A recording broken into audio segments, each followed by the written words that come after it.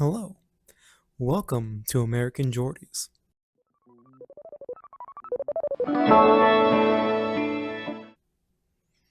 That might be the coolest I've ever felt doing an intro. Uh, I got this mic, right? But it only really sounds good if it's in front of my face. So I needed to put on something because it's tiny. It looks dumb if I have in front of my face. So I got my replica of Inosuke's sword. It's actually sharp. I have cut myself with this. And I put a little Inosuke in frame. And on top of all that, I have a beer because I know what I want to talk about, but I don't know how to phrase it. I'm kind of ad libbing, and this is kind of just to help get the words flowing.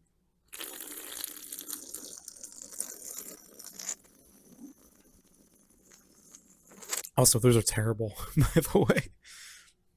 So, the first section of this video is going to be defining culture war and class war.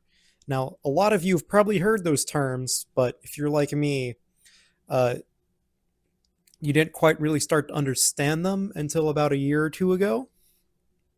So I'm here to talk about them a little bit. So you might have heard some people say, hey, we're stuck in a culture war. We're stuck in a culture war. What does a culture war mean? Well, if you've ever seen the square, it's the political compass. On the top, you have your authoritarian. On the bottom, you have libertarian. And then you have right and left.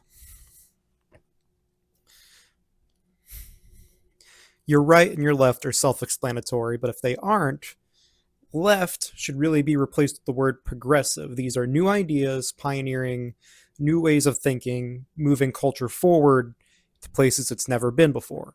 Where your right should be replaced with conservative.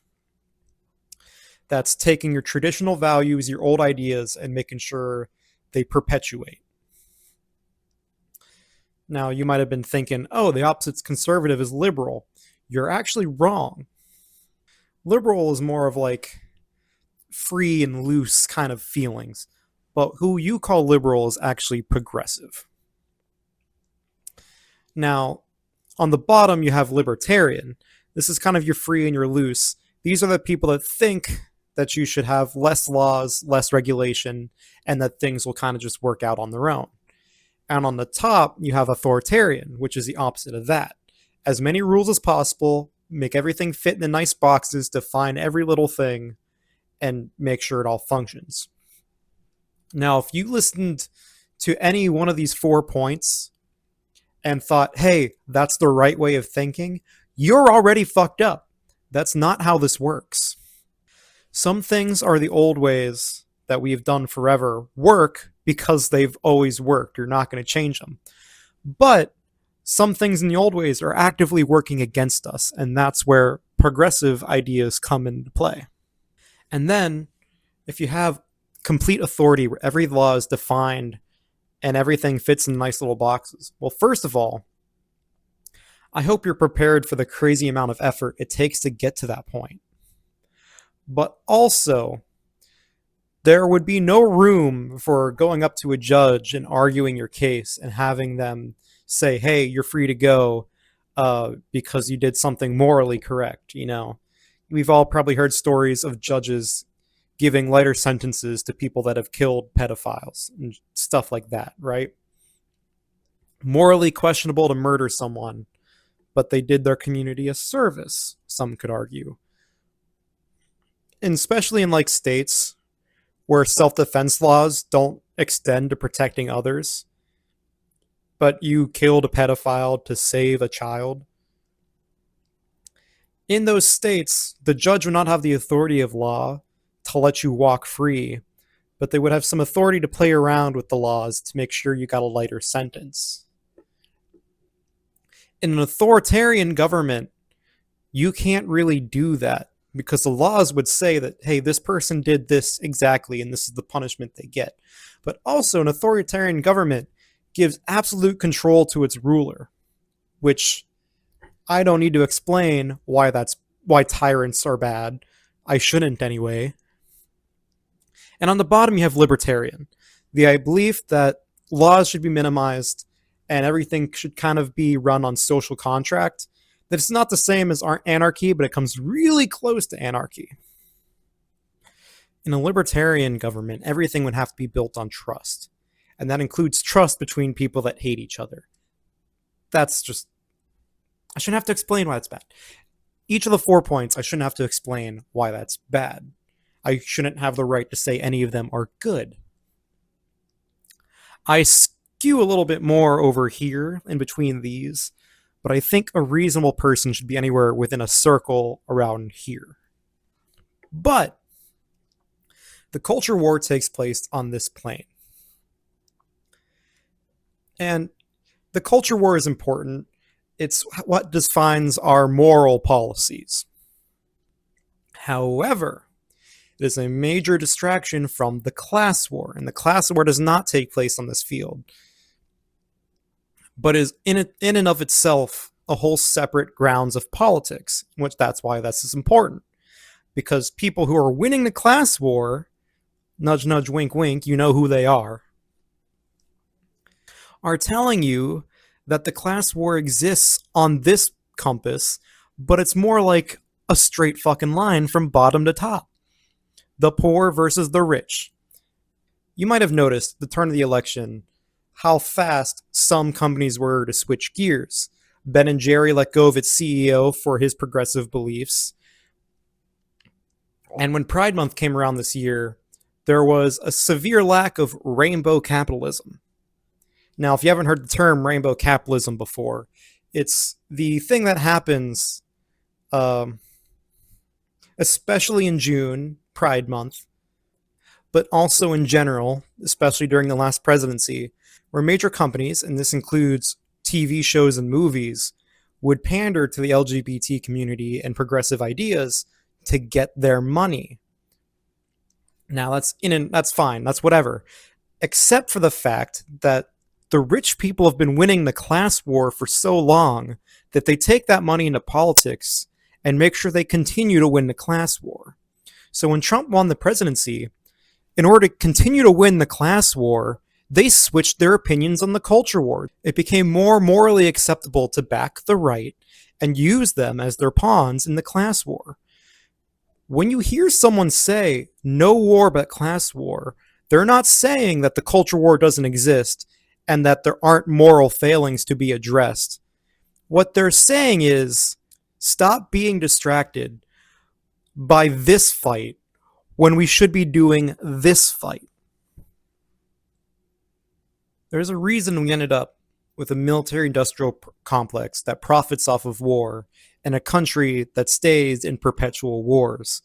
There's a reason that medical companies continue to rake in more and more profit every year as our policy loosens up on punishments for healthcare CEOs that deny coverage for their patients. We let them use the culture war to win the class war. And since we have so much money in politics, they're only going to keep winning that war. Well, what can you do about it? Well, first of all, don't scab for the unions. You know, back in the 60s, but there was, I think it was 60% of all US citizens back in the 60s were covered by a union. And now that is like 0.6%. We let rich people tell us that unions are bad so that they could stop unions from helping us. Do you feel stupid yet? I'm starting to lose what little of the patience I have left for people still fighting the culture war. Yeah, it's important, and we'll get to it once we have momentum on the class war again. I promise you, it is important. We need a moral code that stops this shit from happening again.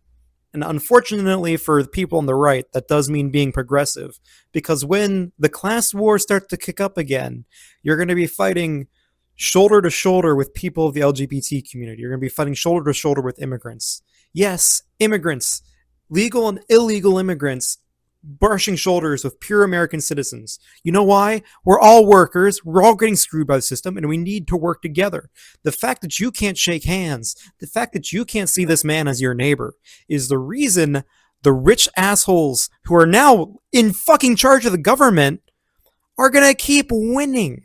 You are actively dividing yourselves by hating immigrants. You're actively dividing yourselves and giving up important allies by wishing for the deportation of your neighbor. Are you stupid? I think you're stupid. Now, my last video very heavily shat on the left. So this is the video that shits on the right.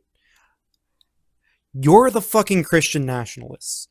Open up that damn book, learn to love thy neighbor, and when you can figure out how to be allies with the people around you, we can work together on actually making this country great again, not falling for the false promises of that idol you put in government just to fuck you over.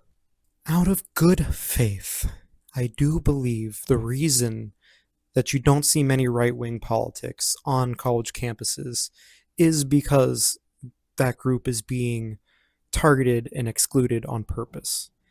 I have no reason to believe that. I just do it on the good faith that I want to believe that both sides have their issues. But if you guys keep acting like fucking idiots, I'm gonna lose my faith in that belief. Because you guys are pretty fucking dumb sometimes. Oh my god.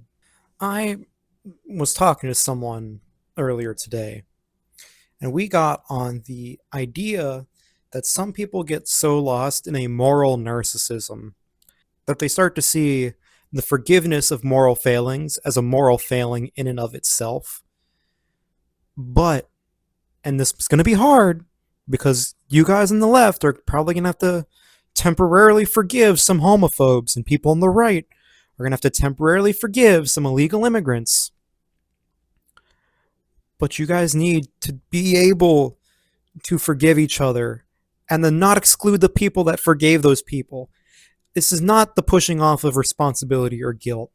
This is making sure that you guys don't let your animosity for each other continue to fuck up this country. You're going to keep letting the media, you're going to keep letting your political leaders tell you, hey, that guy across the fence is your enemy.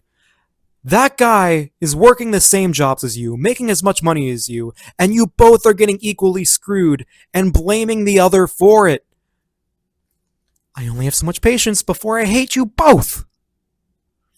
You know, it's hard being a centrist, because as a centrist, I have a reputation as a moderate that both of you think I want you to do what the other one wants. And you couldn't be farther from the truth. I'm looking at a fight that needs fought, that you guys aren't even fighting because you're too busy fighting each other. There's a reason in every media since like the 1930s, the bad guy has been either a rapist, a pedophile, a racist, or a fascist. And you elected a guy that's all fucking four of them. It's because it's not hard to hate that guy. And that guy's obviously a bad guy.